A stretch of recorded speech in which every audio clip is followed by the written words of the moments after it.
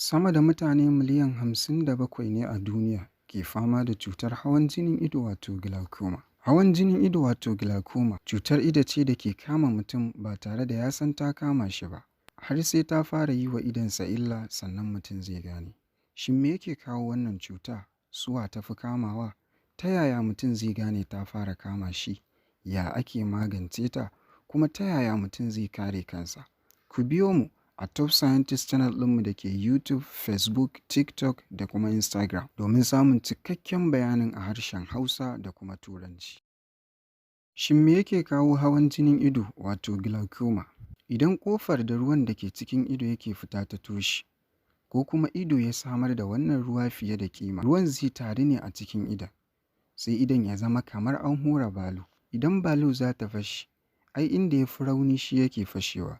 To inda kuma ya fi rauni a cikin ido shine inda jijiyar da ke kai saƙon gani zuwa ƙwaƙwalwa wato optic nerve take. Don haka, gurin wannan jijiya zai rinƙa rami yana kuma cinyewa tare da kashe ƙwayoyin halittar wannan jijiya wato ganglion cells.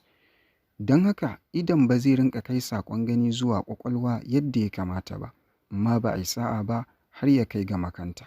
Ta yaya mutum zai gane cutar hawan jinin ido wato glaucoma ta fara kama shi? Kamar yadda muka yi bayani a baya, duk waɗannan abubuwa da suke faruwa mutum ba zai sani ba har sai wannan cuta ta fara yi wa wannan jijiyar da ke kai saƙon gani a idonsa wato optic nerve illa, sannan mutum zai fara jin waɗannan alamu.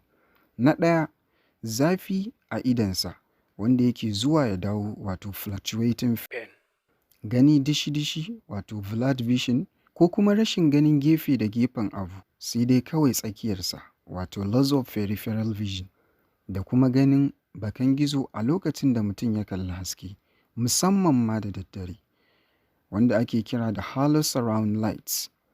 Ana buƙatar da zarar mutum ya ji ɗaya daga cikin waɗannan alamu to ya garzaya asibiti domin ceto lafiyar idonsa.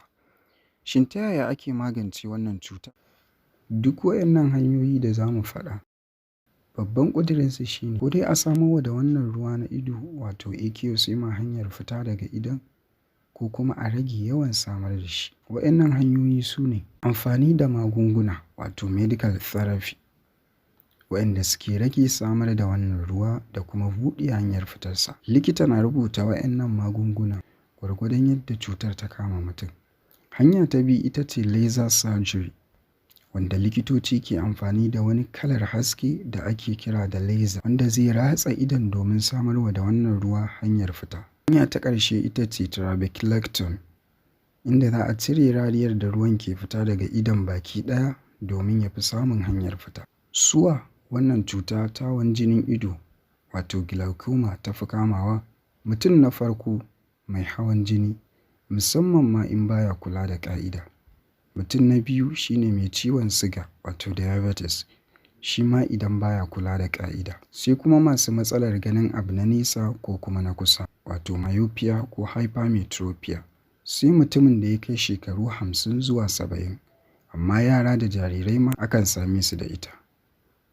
Sai kuma waɗanda akwai mai ita a danginsu, musamman ma ɗan uwa na jini, wanda haɗarin ya fi a ce iyaye ne ma ke da ita.